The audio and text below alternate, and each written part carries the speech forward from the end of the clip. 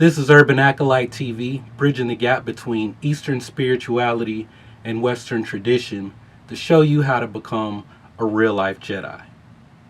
Alright, guys, so Star Wars Episode 7 The Force Awakens has been out for about a week now, and I posted my non-spoiler review. I wanted to give people a chance to get out and see the movie before I start really getting in depth with my thoughts on the movies, right? So I wanted to kick that off with this video where I'm going to talk about Finn, right?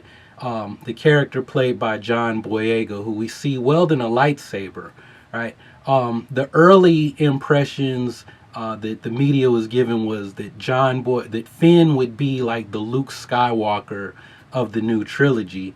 And now that we've had a chance to see how things turn out, that's up in the air, right? But I still wanted to look at Finn, so we're going to dive into his background, the things he does in the movie, and I'm going to speculate what I think will happen as the new saga progresses. So let's dive in and really take a look at Finn. Alright, so the best way for me to dive into Finn is to read a review that someone in my gaming community posted. And he said, "I like Finn. I think it might be a little strange that this guy is in his 30s or so. He claims that he was raised to be a stormtrooper and that is all he's ever known. And this is the first time he's ever been given cause to think that the orders he's been given are morally wrong. Also, he was raised to be a stormtrooper, yet he held a job in sanitation. Seriously, Finn is a pooper trooper. And that's a crock of literal shit." So first off, the actor John Boyega, who plays Finn, is only 23 years old. I don't think the character Finn is in his 30s. I got the idea that Finn and Rey are supposed to be around the same age. Here's what we don't know going into the movie is that Finn is actually this badass stormtrooper, right? His squad of 4 is personally trained by Captain Phasma, who's in charge of like all the stormtroopers in the First Order, right? And Finn is the star cadet in his group, right? In a battle simulation that his class participates in, one of his classmates had a 5% kill ratio, right? So out of all the shots that he fired, he hit and killed the target 5% of the time. When they looked at FN 2187's stats, they said he fired his weapon only 36 times. He scored 35 kill shots on those 36 shots, right? He deployed one explosive which caused them to achieve their objective, and he killed 6 other enemies when he fired that explosive, right? So very efficient soldier. Captain Phasma said that he was heads above the rest of the stormtroopers that she's trained, and she either said it to General Hux or said it to Finn himself that he had the potential to become an officer. So this isn't just some random guy who knew how to shoot a gun and worked in sanitation, right? That was him having to work his way up through the ranks. So what happens? What happens to Finn which causes him to defect, right?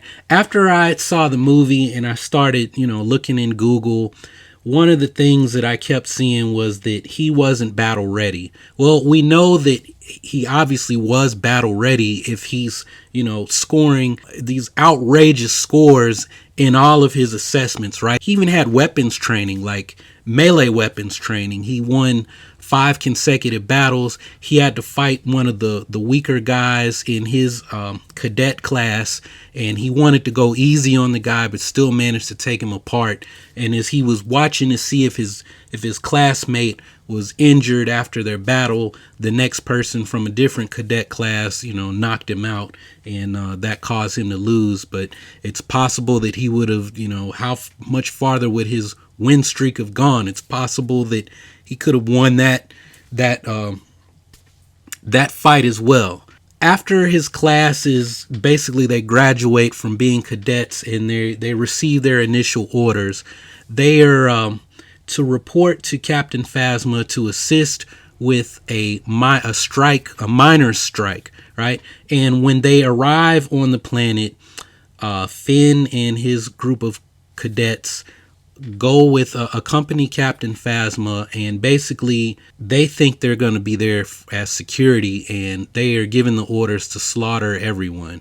And at that point, Finn decides he's not going to shoot. He's not going to kill innocent victims, civilians, non-combatants. Basically, something breaks within his programming, and he cannot kill a non-combatant. He has this empathy. It comes out during his training. Captain Phasma brings it up with him that he's allowing the weaker people to hold him back, to keep him from achieving his true potential, from being this awesome stormtrooper who can become an officer in the future within the First Order. It begins with Finn saving a classmate, and we see it again when he will not kill the innocent miners. The First Order training that he's given is you kill everyone. It doesn't matter if they're a soldier, a non-combatant. Doesn't matter. Kill them all, right? All of them. Kill them. All of them. I think that's what Palpatine would say. His next orders are to go to Jakku, and Captain Phasma basically says, look, if you don't perform on Jakku, there's going to be consequences and repercussions. And we see in the movie, Finn gets to Jakku, the stormtroopers are given the order to burn everything, kill everyone and burn everything down, reduce it to ashes. Finn doesn't do anything. He doesn't fire his rifle.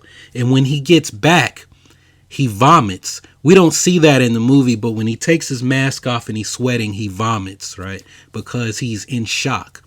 And at that point, he makes the decision, I can't live this life. This is not what I'm about.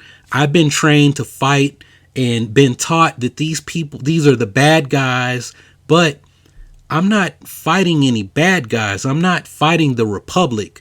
I'm being given orders to slaughter innocent people, right? And that's why when he rescues Poe, he doesn't know why. He says it's the right thing to do.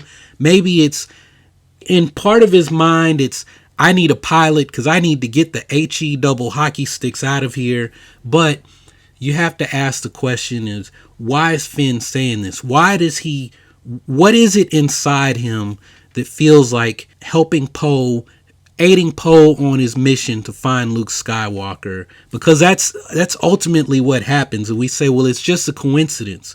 Well, what did Obi-Wan Kenobi say in episode 4? There's no luck, there's no coincidence when it comes to the Force, right? These are the things that have to happen. This is the Force Awakens, right?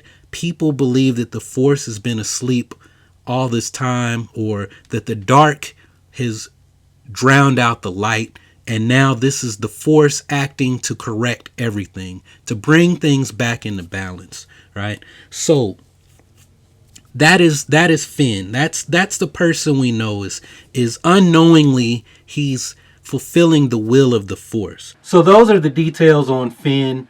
I'm going to do another video where I speculate on how Finn is able to use a lightsaber, and if I think Finn is Force sensitive, right? So I kind of alluded to that at the end, and I want to dive deeper into that in a later video. Also, I'm planning to do a video on Supreme Leader Snoke and whether or not there is some connection to Darth Plagueis.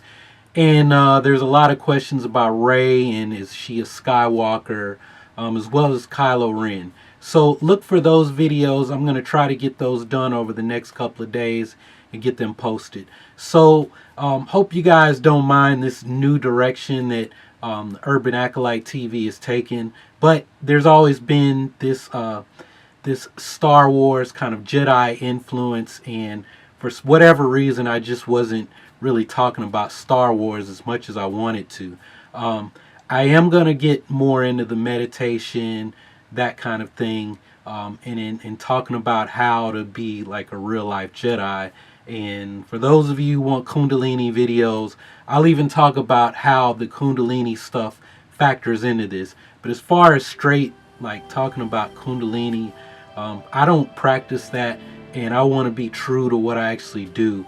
So if you're one of those people who just wants to know how to make chakras spin and that kind of thing, check out my friend Gabriel Kundalini's channel. I don't really do the yoga thing. I've always been a martial artist and always loved Star Wars. So that's all I've got. If you really enjoy this stuff, you can subscribe. I'm trying to keep it real. I'll talk about Star Wars lore, but I'm trying to eventually talk about how you can apply this to your real life. So like I said, if that's something you're interested in, you can subscribe down below. Feel free to ask questions, share this with your friends, and that's all I've got. So y'all keep on breathing, and may the force be with you. Bye.